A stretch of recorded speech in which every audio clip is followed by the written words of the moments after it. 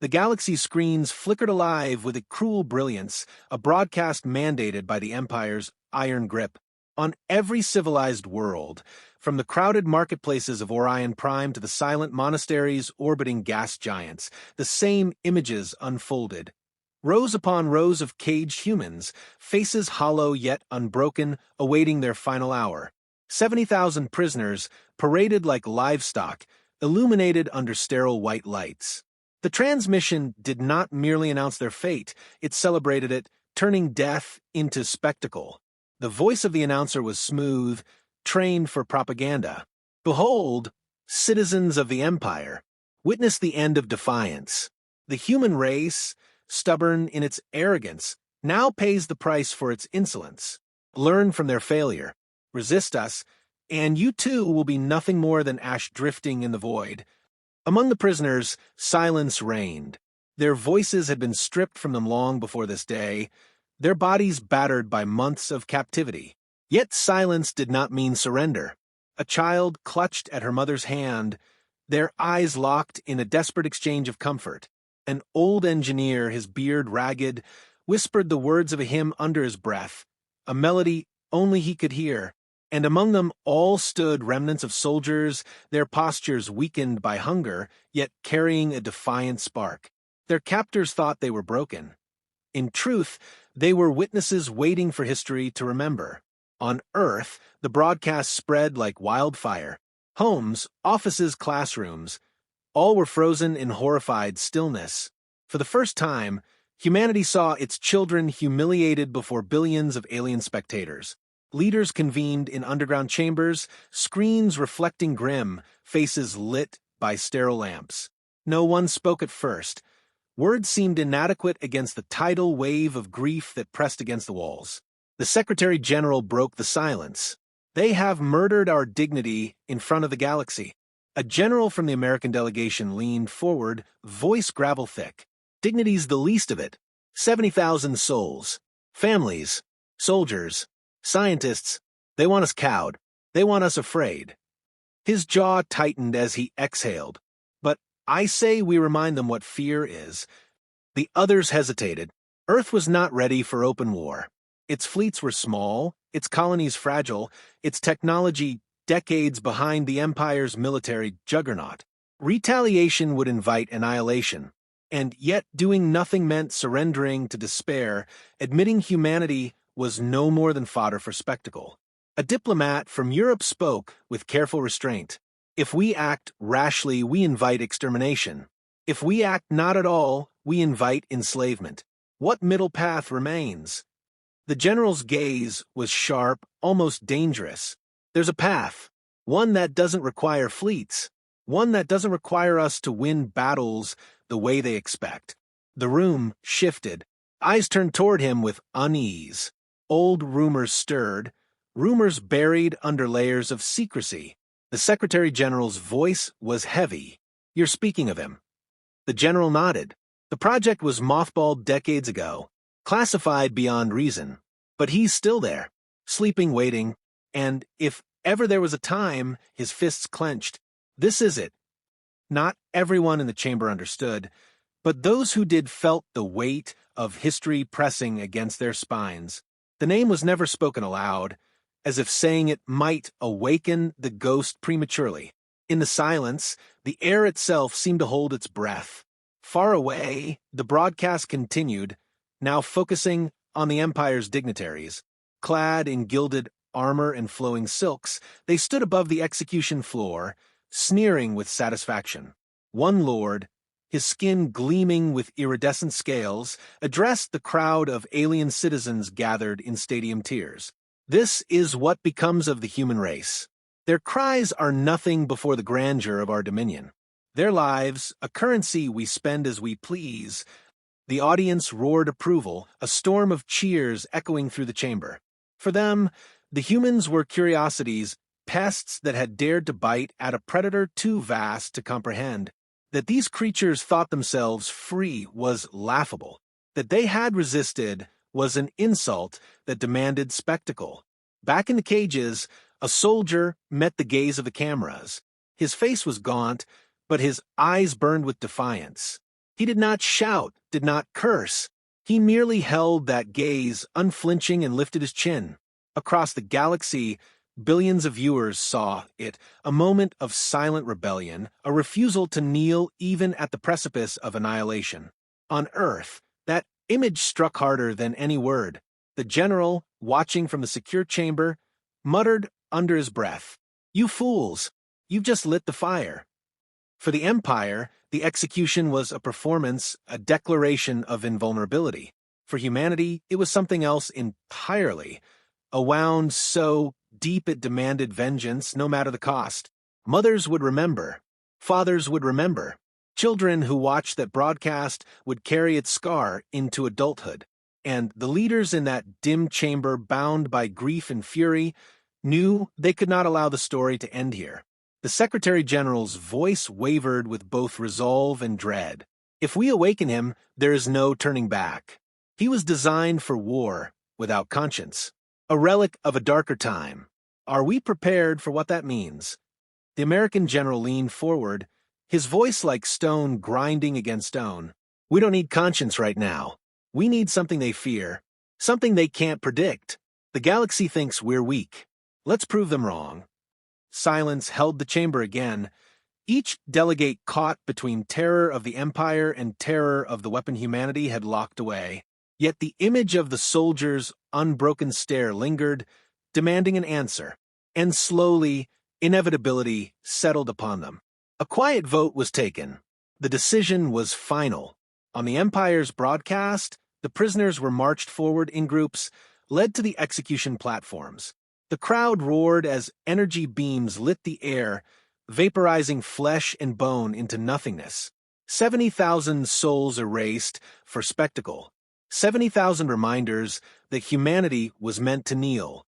But in the hidden heart of Earth, as the broadcast reached its bloody crescendo, a different signal was sent. Orders moved through encrypted channels, igniting protocols long dormant. In an underground facility carved into ancient stone, systems hummed to life. Lights flickered down long corridors that had been silent for decades. Steel doors groaned open, one after another, revealing a chamber bathed in cold blue light. There, within the pod of reinforced glass, a figure slept. Monitors beeped, machines stirred, and a pulse began to rise on the screens. The figure's eyes twitched beneath closed lids, as if dreams had been waiting for the call. His body was scarred, augmented, built for endurance beyond natural limits. A weapon crafted in human flesh. The chamber whispered with a name the officials dared not speak aloud. The Boogeyman. As Earth mourned its 70,000, as the galaxy celebrated their demise, something far older than grief awakened in the dark. Something the Empire had not calculated for. And when the figure's eyes opened, cold and unyielding, the silence of the chamber shattered. The galaxy had no idea what it had just summoned. The cryopod hissed as frost dissolved into vapor, releasing a man who was less a man than an echo of war itself. He stepped forward barefoot onto cold steel, movements deliberate, eyes void of hesitation. Scars traced across his chest, each line a history written in blood and violence. The technicians around him dared not speak, their presence reduced to shadows against the weight of his awakening. When his gaze lifted, it was sharp, cutting through silence. His voice, low and gravelly, broke the stillness. "Who do I kill?" The general who had argued for this very moment stood before him, shoulders squared though his stomach nodded. "You've been asleep a long time. The galaxy has changed. Our people have been humiliated, slaughtered in front of billions. We're not here to beg for your loyalty. We're here to unleash you." The soldier, some called him John once, though his real name had long been buried, studied the man with eyes devoid of surprise. He remembered enough to understand. Killing was not a request for him, it was his only language. Without another word, he reached for the combat suit prepared for him, a matte black skin of armor laced with hidden augmentations. He moved with ritualistic precision, sliding into the role he had been forged for, as if time had only paused rather than passed. Hours later, far from Earth, a remote Empire outpost fell silent. At first, command assumed it was a technical failure. Then came fragments of intercepted transmissions, screams cut short, alarms howling, static overtaking every frequency. Investigators were dispatched, but when they arrived, they found only corpses. No gunfire, no explosions. Just clean kills, throats slit, weapons never fired. The only sign of the intruder was a message scratched into the steel bulkhead in the Empire's own script. I see you. Fear traveled faster than light. Soldiers whispered of a shadow stalking the dark, a predator who slipped through defenses as if walls were paper. Rumors grew with every silent base, every vanished patrol.